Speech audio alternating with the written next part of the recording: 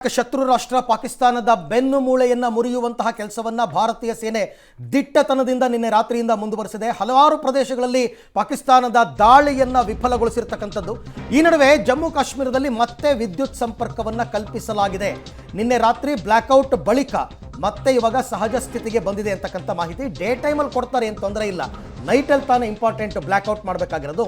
ಸುರಕ್ಷಿತ ಪ್ರದೇಶಕ್ಕೆ ತೆರಳಿದ್ದ ಜನರು ಕೂಡ ವಾಪಸ್ ಆಗ್ತಾ ಇದ್ದಾರೆ. ವಿದ್ಯುತ್ ಸಂಪರ್ಕವನ್ನು ಕಲ್ಪಿಸ್ಕೊಟ್ಟಿದ್ದಾರೆ. ಕಂಪ್ಲೀಟ್ ಆಗಿ ವಿದ್ಯುತ್ತನ್ನು ಸ್ಟಾಪ್ ಮಾಡೋದಕ್ಕೂ ಬರಲ್ಲ.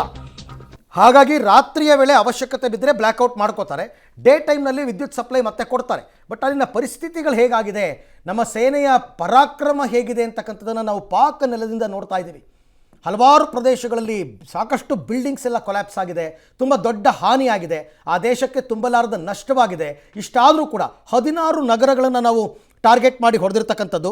ಲಾಹೋರ್, ಕರಾಚಿ, ಇಸ್ಲಾಮಾಬಾದ್, ಸಿಯಾಲ್ಕೋಟ್ ಸೇರಿದಂತೆ ಸಾಕಷ್ಟು 3 ಜೆಟ್, 100 ಮಿಸೈಲ್, 60 ಡ್ರೋನ್ ನಾವು ಹೊಡೆದಾಕಿರ್ತಕ್ಕಂಥದ್ದು ಈ ಕಳೆದ 12 ಗಂಟೆಗಳಲ್ಲಿ. ಎಸ್, ಈ ಬಗ್ಗೆ ಮತ್ತೆ ಮಾತುಕತೆಯನ್ನು ನಾನು ಮುಂದುವರಿಸ್ತೀನಿ. ಚಿಂತಕ ಮತ್ತು ವಾಗ್ಮಿ ಚಕ್ರವರ್ತಿ ಸೂಲಿಬೆಲೆ ಅವರು ಕೂಡ ನನ್ನ ಜೊತೆ ಇವಾಗ ಜಾಯ್ನ್ ಆಗಿದ್ದಾರೆ. ಸರ್ ನಮಸ್ತೆ, ತಮಗೂ ಕೂಡ ಕಾರ್ಯಕ್ರಮಕ್ಕೆ ಸ್ವಾಗತ.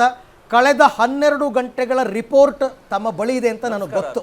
ಏನೇನಾಗಿದೆ, ಏನೇನು ಹೊಡೆದಿದ್ದೀವಿ, ಏನು ಎತ್ತ ಅಂತಂದ್ಬಿಟ್ಟು. ಸೊ ಆಪರೇಷನ್ ಸಿಂಧೂರದ ಮುಂದುವರಿದ ದಾಳಿಯ ಬಗ್ಗೆ ನಿಮ್ಮ ಫಸ್ಟ್ ಒಪಿನಿಯನ್.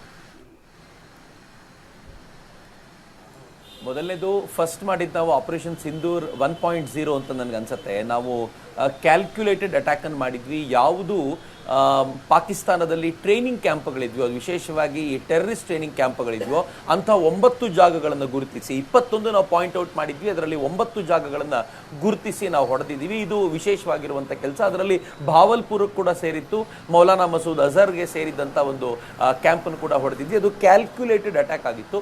ಅದಾದ ನಂತರ ನಾವು ಹೇಳಿದ್ವಿ ಇಲ್ಲಿ ನಮ್ಗೆ ಎಸ್ಕಲೇಷನ್ ಬೇಡ ಅಂತ ನಾವು ಹೇಳ್ತಾ ಇದ್ವಿ. ಆದರೆ ಪಾಕಿಸ್ತಾನಕ್ಕೆ ಸಹಿಸ್ಕೊಳ್ಳಿಕ್ಕಾಗಿರಲಿಲ್ಲ. ಅದಕ್ಕೆ ಅಸ್ತಿತ್ವ ಇದ್ದಿದ್ದೆ ಇನ್ನು ಭಾರತಕ್ಕೆ ಏನಾದರೂ ತೊಂದರೆ ಕೊಡಬೇಕು ಅಂತಿತ್ತು. ಅದು ನಿನ್ನೆ ರಾತ್ರಿ, ಮೊನ್ನೆ ಆ್ಯಕ್ಚುಲಿ ಅಟ್ಯಾಕ್ ಶುರು ಮಾಡಿತ್ತು, ಅದಕ್ಕೆ ನಾವು ರಿಟಾಲಿಯೇಟ್ ಮಾಡಿದ್ವಿ. ಇವತ್ತು ನಿನ್ನೆ ರಾತ್ರಿ ಅವ್ರು ಮಾಡಿದಂಥ ಅಟ್ಯಾಕ್ಸ್ ಇತ್ತಲ್ಲ, ಒಂದು ಕ್ಷಣಕ್ಕೆ ಗಾಬರಿ ಹುಟ್ಟಿಸುವಂಥ ಶೈಲಿಯಲ್ಲಿ ಆ ಕಡೆ ಜಮ್ಮು ಕಾಶ್ಮೀರ, ಅಖ್ನೂರ್ ಪ್ರಾಂತಗಳಲ್ಲಿ ನಿರಂತರವಾಗಿ ಅವರು ಏನು ಅವರ ಡ್ರೋನ್ಗಳ ಮೂಲಕ ಅಟ್ಯಾಕ್ ಮಾಡುವಂಥ ಪ್ರಯತ್ನ ಮಾಡಿದ್ರು. ಒಂದು ಕ್ಷಣ ಮುಂದೆ ಏನಾಗುತ್ತೆ ಅಂತ ಅನ್ನಿಸ್ತಿತ್ತು. ಆದರೆ ಭಾರತದ ಏರ್ ಡಿಫೆನ್ಸ್ ಸಿಸ್ಟಮ್ ಅವೆಲ್ಲವನ್ನೂ ತಡಿತು. ನನಗೇನೇನೆ ಒಂದು ರಿಪೋರ್ಟ್ ನೋಡಿ ಬಹಳ ಖುಷಿ ಅನ್ಸಿದ್ದು ಏನು ಅಂತಂದ್ರೆ, ಜಲಂಧರ್ನಲ್ಲಿ, ಪಂಜಾಬ್ನಲ್ಲಿ 30 ಈ ತರದ ಡ್ರೋನ್ಗಳನ್ನ ಅಥವಾ ಮಿಸೈಲ್ ಅಟ್ಯಾಕ್ಗಳನ್ನ ಭಾರತದ ಏರ್ ಡಿಫೆನ್ಸ್ ಸಿಸ್ಟಮ್ ತಡಿತು ಅನ್ನೋದು. ಅದರ ಜೊತೆಗೆ ಒಂದು F-16 ಅನ್ನು ಕೂಡ ಭಾರತ ಉರುಳಿಸಿದೆ. ಅದರ ಡೆಬ್ರೀಸು ಭಾರತದಲ್ಲಿದೆ ಅನ್ನೋದು ಬಹಳ ದೊಡ್ಡ ಸಂಗತಿಯಾಗಿತ್ತು. ಅಟ್ ದ ಸೇಮ್ ಟೈಮ್ 2 JF-17ಗಳನ್ನ ಭಾರತ ಉರುಳಿಸಿದೆ ಅನ್ನೋದನ್ನ ಪಾಕಿಸ್ತಾನವೇ ಒಪ್ಕೊಂಡಿತ್ತು. ಇದು ಒಂದು ರೀತಿಯಲ್ಲಿ ಬಂದಂತ ಸುದ್ದಿ. ಅದಾದ ನಂತರ ನಿನ್ನೆ ನಾವು ಕಂಡಂತ ಸುದ್ದಿ ಏನು ಅಂತಂದ್ರೆ, ಇಡೀ ನೇವಲ್ ಫೋರ್ಸು ಟೋಟಲ್ ಫೋರ್ಸ್ ಹಾಕೊಂಡು 26 ನೇವಲ್ ಫ್ಲೀಟ್ಗಳು ಅಥವಾ ಏರ್ಕ್ರಾಫ್ಟ್ ಕ್ಯಾರಿಯರ್ಗಳು ಅವು ನುಗ್ಗಿವೆ, ಮುಂದಕ್ಕೆ ಹೋಗಿವೆ ಅನ್ನುವಂತ ಮಾತನ್ನು ನಾವು ಕೇಳ್ತಾ ಇದ್ವಿ. ಕರಾಚಿ ಮೇಲೆ ದಾಳಿ ಆಗಿದೆ ಅನ್ನುವಂತ ಬಂದಿತ್ತು. ಇನ್ನು ಅದು ಕನ್ಫರ್ಮ್ ಆಗಬೇಕಾಗಿರುವಂತ ಸುದ್ದಿ. ಇನ್ನೂ ಖುಷಿಯಾಗಿರುವಂತ ಸಂಗತಿ ಏನು ಅಂತಂದ್ರೆ, ಬಲೂಚ್ ಲಿಬರೇಷನ್ ಆರ್ಮಿಯವರು ತೀರಾ ದೊಡ್ಡ ಪ್ರಮಾಣದಲ್ಲಿ ಪಾಕಿಸ್ತಾನಕ್ಕೆ ಹೊಡೆತ ಕೊಡ್ತಿದ್ದಾರೆ. ಮೊನ್ನೆ 12 ಜನ ಸೈನಿಕರನ್ನ ಕೊಂದಿದ್ರು. ನಿನ್ನೆ ಕ್ವೆಟ್ಟಾ ಕಂಟೋನ್ಮೆಂಟ್ ನಲ್ಲಿ ಪೂರ್ತಿ ಪ್ರಮಾಣದಲ್ಲಿ ತಮ್ಮ ಹಿಡಿತವನ್ನ ಸ್ಥಾಪಿಸಿಕೊಂಡಿದ್ದಾರೆ ಅಂತ ಸುದ್ದಿ. ನಾನು ತುಂಬಾ ಒಂದು ಸರಳವಾಗಿ ಹೇಳಬೇಕು ಅಂತಂದ್ರೆ, ಭಾರತ ಪಾಕಿಸ್ತಾನವನ್ನ ಸರೌಂಡ್ ಮಾಡಿದೆ, ಸುತ್ತಲೂ ಸುತ್ತಾಕೊಂಡು ಕೂತಿದೆ ಅಂತ. ನೀವು ಮೇಲಿಂದ ನೋಡ್ಕೊಂಡು ಬಂದ್ರೆ ಪೇಶಾವರ್ ನಲ್ಲಿ ಭಾರತ ಅಟ್ಯಾಕ್ ಮಾಡಿದೆ, ಲಾಹೋರಲ್ಲಿ ಮಾಡಿದೆ, ಇಸ್ಲಾಮಾಬಾದ್ ನಲ್ಲಿ ಮಾಡಿದೆ. ಆ ನಂತರ ನೀವು ಕೆಳಗೆ ಬರೋದಾದ್ರೆ ಈ ಕಡೆ ಕರಾಚಿಯಲ್ಲಾಗಿದೆ, ಸಿಂಧ್ ಪ್ರಾಂತದಲ್ಲಿ ಒಂದು ಪ್ರತಿಕ್ರಿಯಾತ್ಮಕ ಪರಿಸ್ಥಿತಿಗಳಾಗಿವೆ. ಕ್ವೆಟ್ಟಾ ಅಂದ್ರೆ ಪಾಕಿಸ್ತಾನದ ಅಫ್ಘಾನಿಸ್ತಾನಕ್ಕೆ ಕನೆಕ್ಟೆಡ್ ಭಾಗದಲ್ಲಿ ಅವರು ಗಲಾಟೆ ಮಾಡ್ತಾ ಇದೀವಿ ನಾವು. ಇವೆಲ್ಲವನ್ನು ನೋಡಿದ್ರೆ ಪಾಕಿಸ್ತಾನ ಟೋಟಲಿ ಸರೌಂಡ್ ಆಗಿದೆ ಅಂತ ಒಂದು ಅನ್ಸುತ್ತೆ. ಸೊ ಹೀಗಾಗಿ ಇದೊಂಥರ ಆಲ್ ಔಟ್ ಆಪರೇಷನ್ ನಡೀತಾ ಇರಬಹುದು ಅಂತ ನನ್ಗನ್ಸುತ್ತೆ. ಆಪರೇಷನ್ ಅಂತ ಶುರುವಾಗಿತ್ತು, ವಾರ್ ಅಂತ ಅಧಿಕೃತವಾಗಿ ಕರೀಲಿಕ್ಕೆ ಆಗದೆ ಹೋದ್ರು ಇದು ನಿಶ್ಚಯವಾಗಿ ವಾರ್ನ ಸ್ವರೂಪವನ್ನು ಪಡ್ಕೊಂಡಿದೆ. ಅನೇಕ ವರ್ಷಗಳಿಂದ, ಅನೇಕ ದಶಕಗಳಿಂದ ಏನು ಹ್ಯೂಮಿಲಿಯೇಷನ್ ಇಂದ ನಾವು ಬಳಲ್ತಾ ಇದ್ವೋ ಪಾಕಿಸ್ತಾನದಿಂದ, ಅದಕ್ಕೊಂದು ಸರಿಯಾದ ಉತ್ತರ ಕೊಡುವಂತ ಸಮಯ ಬಂದಿದೆ ಮತ್ತು ಭಾರತ ಸರ್ಕಾರ ಸರಿಯಾದ ಉತ್ತರ ಕೊಡ್ತಾ ಇದೆ ಅಂತ ನನಗೀಗ ಅನ್ನಿಸ್ತಾ ಇದೆ. ಅರವಿಂದ್, ಓಕೆ, ಹಾಗೆ ಸಂಪರ್ಕದಲ್ಲಿರಿ ಸರ್. ಶಾಂತಯ್ಯ ಸ್ವಾಮಿ ಸರ್, ನಿಮ್ಮನ್ನು ಕೇಳ್ಬೇಕು ನಾನು. ನೀವು ನೋಡಿದಿರಾ ಅಂದ್ರೆ ಚೀನಾ ಮತ್ತು ಪಾಕಿಸ್ತಾನದ ಹಿಂದಿನ ಸ್ಥಿತಿಗತಿಗಳನ್ನು ನೋಡಿದ್ರಿ, ಬಿಕಾಸ್ ಆ ವಾರ್ಫೇರ್ಗಳಲ್ಲಿ ನೀವು ಭಾಗಿಯಾಗಿದ್ರಿ.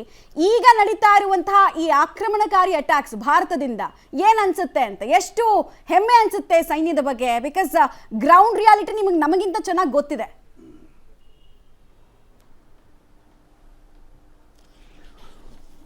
ನನಗೆ ಹೇಳಬೇಕು ಬಯಸುವುದೇನೆಂದರೆ 1971ರಲ್ಲಿ ನಾನು ಮಾಡಿದ ಯುದ್ಧ ಈಗ ಬಹಳ ವ್ಯತ್ಯಾಸ ಇದೆ. ಈಗ ನಾನು ಪುನಃ ಮತ್ತೆ ನಾನು ಹೋಗಿ ಅವರು ಸರ್ಜಿಕಲ್ ಸ್ಟ್ರೈಕ್ ಮಾಡಿ ಅವರ ಶತ್ರುಗಳನ್ನು ರುಂಡವನ್ನು ಕತ್ತರಿಸಿಕೊಂಡು ಬರಬೇಕಂತ ಹೇಳಿ ನನಗೆ ತುಂಬ ಆಸೆ ಆಗುತ್ತೆ. 71ರಲ್ಲಿ ನನಗೆ ಸಿಕ್ಕ ಟಾಸ್ಕ್ ಲಾಹೋರ್ ಸೆಕ್ಟರ್ನಲ್ಲಿ ನಾನು ಕೆಲಸ ಮಾಡಿದ್ದೇನೆ. ನನಗೆ ಸರ್ಜಿಕಲ್ ಸ್ಟ್ರೈಕ್ನಲ್ಲಿ ಟ್ರೂಪ್ ಲೀಡರ್ ಆಗಿ ನನಗೆ ಕೆಲಸ ಮಾಡಲಿಕ್ಕೆ ಚಾನ್ಸ್ ಸಿಕ್ಕಿತ್ತು. ಶತ್ರುಗಳ ಒಳಗಡೆ ಹೊಕ್ಕು ಶತ್ರುಗಳ ರುಂಡವನ್ನು ಕತ್ತರಿಸಿಕೊಂಡು ಬಂದು ಭಾರತ ಸರ್ಕಾರಕ್ಕೆ ನಾನು ಪ್ರೊಡ್ಯೂಸ್ ಮಾಡಿದ್ದೇನೆ. ಆ ಸೇನೆಯಲ್ಲಿ ಶತ್ರುಗಳ ರುಂಡವನ್ನು ಕತ್ತರಿಸಿ ಭಾರತ ಮಾತೆಗೆ ನಾನು ಸಮರ್ಪಣೆ ಮಾಡಿದ್ದೇನೆ. ಅದಕ್ಕಾಗಿ ನನಗೆ ಹೆಮ್ಮೆ ಅನಿಸುತ್ತೆ. ಈಗ ಕೂಡ ನನಗೆ ವಯಸ್ಸು 82, ಆದರೂ ಕೂಡ ನನಗೆ ಒಂದು ಸಮಯ ಒಂದು ಚಾನ್ಸ್ ಸಿಕ್ಕರೆ ಈಗಾದರೂ ಕೂಡ ನಾನು ಶತ್ರುಗಳ ಒಳಗಡೆ ಹೋಗಿ ಶತ್ರುಗಳ ರುಂಡವನ್ನು ಕತ್ತರಿಸಿಕೊಂಡು ಆದರೆ ಶತ್ರುಗಳನ್ನು ನಾಶ ಮಾಡಿ ಬರುತ್ತೇನೆ ಅಂತ ನನಗೆ ತುಂಬ ಭರವಸೆ ಇದೆ, ನನಗೆ ವಿಶ್ವಾಸ ಇದೆ. ಅದಕ್ಕಾಗಿ ಪಾಕಿಸ್ತಾನಿಯವರಿಗೆ ಮಾತ್ರ ನಾವು ಎಂದೆಂದೂ ನಂಬಬಾರದು. ಅವರು ದೇಶದ್ರೋಹಿಗಳು. ಅವರು ಯುದ್ಧ ಮಾಡೋದಕ್ಕೆ ಲಾಯಕ್ಕಿಲ್ಲ. ಅವ್ರ ಹತ್ರ ವೆಪನ್ಸ್ ಇಲ್ಲ, ಅವ್ರ ಹತ್ರ ಧೈರ್ಯ ಇಲ್ಲ, ಅವ್ರ ಹತ್ರ ಒಂದು ಯಾವ ಥರದಿಲ್ಲ. ಬರೀ ಮೋಸ ಮಾಡಬೇಕು ಅಂತೇಳಿ ಅವ್ರದ್ದು ಇದಿದೆ. ಅದಕ್ಕಾಗಿ ನಾನು ಹೇಳ ಬಯಸೋದು ಏನೆಂದರೆ ಪಾಕಿಸ್ತಾನದವರಿಗೆ ತಕ್ಕ ಪಾಠ ಕಲಿಸಬೇಕು. ಇಲ್ಲಿಗೆ ನಾವು ಮೋದಿಯವರಿಗೆ ನಾನು ಚಿರಋಣಾಗಿ ಹೇಳುತ್ತೇನೆ, ಅವರು ಶಾಂತಿ ದೂತರಾಗಿ ಯುದ್ಧ ನಿಲ್ಲಿಸಬೇಡಿ. ಇನ್ನು ಮುಂದಕ್ಕೆ ಹೋಗಿ ಅವರು ಸರ್ವನಾಶ ಮಾಡಿ ಎಂದಿಗೂ ಅವರು ಭಾರತದ ಜೊತೆಗೆ ತಲೆ ಎತ್ತಿ ನೋಡದ ಹಾಗೆ ಮಾಡಿ. ಅದು ನನ್ನ ಒಂದು. ಶಾಂತಯ್ಯ ಸ್ವಾಮಿ ಅವರೇ ಕರೆಕ್ಟ್ ಹೇಳಿದ್ರಿ. ಬಹುತೇಕರ ಅಭಿಪ್ರಾಯ ಇದೇ ಆಗಿದೆ. ಒಂದು ವೇಳೆ ಅವರು ಸರೆಂಡರ್ ಆದರೂ ಕೂಡ ನಾವು ಶರಣಾಗತಿ ಆಗ್ತೀವಿ ಅಂದರೂ ಕೂಡ ಬಿಡಬಾರ್ದು, ಈ ಸರ್ತಿ ಪಾಠ ಕಲಿಸ್ಬಿಡ್ಬೇಕು. ಯಾಕೆ ಅಂತಂದರೆ ಒಳ್ಳೆ ಅವಕಾಶ ಸಿಕ್ಕಿದೆ ಅಂತ.